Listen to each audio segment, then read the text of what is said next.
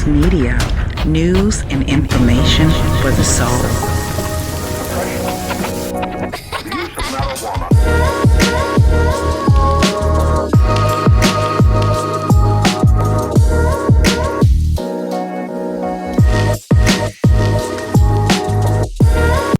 Please subscribe to Rainy Fox Media, like and share your views in the comments section. Thank you.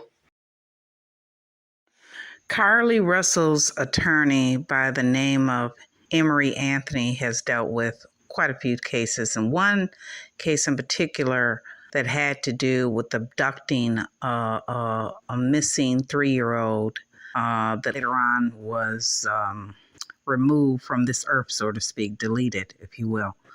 He represented that case, a Galleria case, but I want you to take a listen in to him speaking on behalf of the two parties that were convicted with life sentences, and then take a listen to what the mother had said. That case happened around, I believe, 2019 or so, somewhere around there.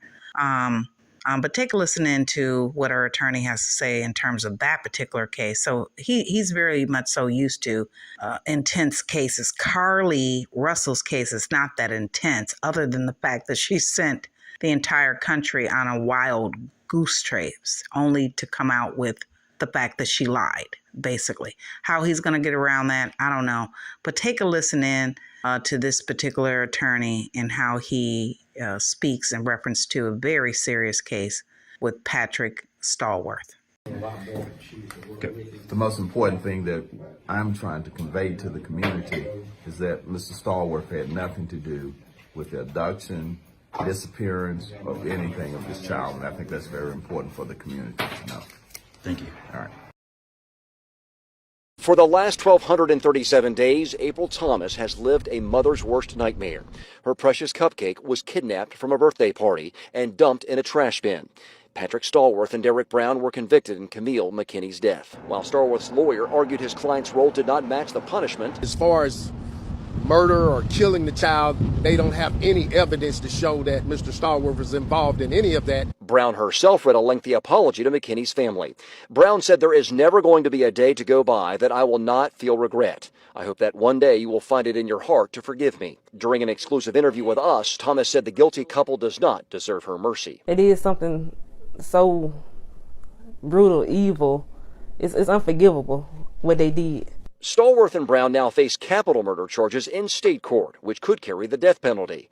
Thomas is ready to continue her journey to justice. I wouldn't care if it's rain, sleet, or snow. I'm going to sit there because I deserve to know, and I deserve to see the folks who did what they did be punished. And after today, she's relieved to know that at least they are no longer a threat to someone else's daughter. Now, Brown and Stallworth will not stay outside of a courtroom very long. In fact, they'll be in a courtroom in state court for arraignment in that capital murder case next Thursday.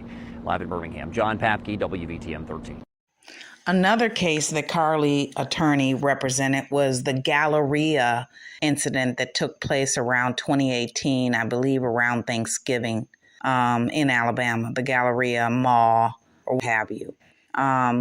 In that particular case, the guy ended up doing approximately 3 years, even though someone during that mall incident was deleted, was done away with.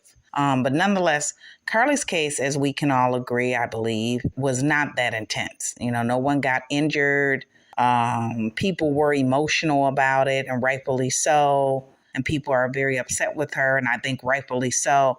But I don't know if she or her parents are really taking responsibility. I think to jump out in front of everything like her parents did right before that press conference where the police department claimed nothing was found in terms of what Carlee had stated, and to jump out right before that and do that interview on nationwide television, her parents, and then double down on her telling the truth. They have to know their child. You cannot tell me this is the first time she has lied or imagined things or whatever her issues are, because she, in my opinion, has issues.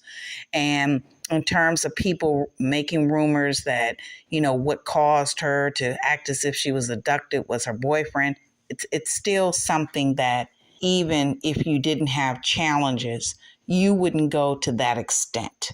So the elaborate extent that she made to pretend as if she was abducted in order to get the attention of her boyfriend, if that's the ideology you want to follow, still represents to me, and I'm sure many others in particular industries, that there's something else there. But I do not believe at this point in time that this is the first time that she's done something of this magnitude. So again, her attorney is well experienced in handling very intense cases.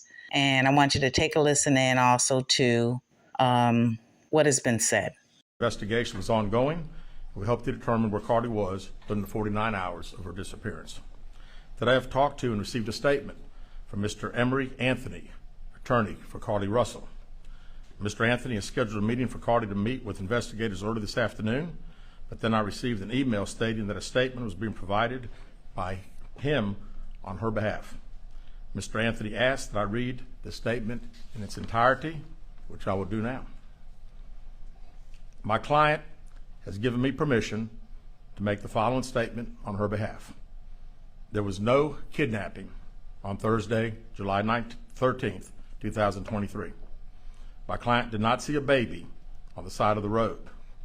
My client did not leave the Hoover area when she was identified as a missing person. My client did not have any help in this incident, but this was a single act done by herself. My client was not with anyone or any hotel with anyone during the time she was missing.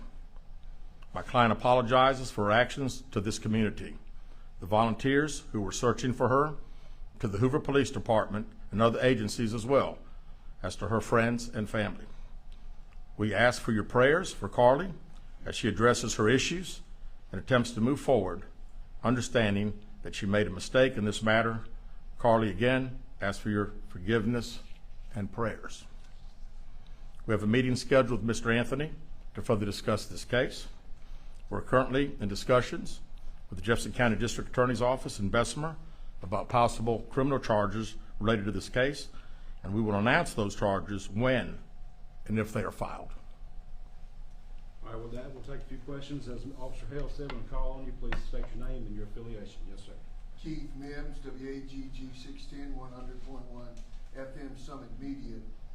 Chief, do we at this time, or does the Hoover Police Department know the whereabouts of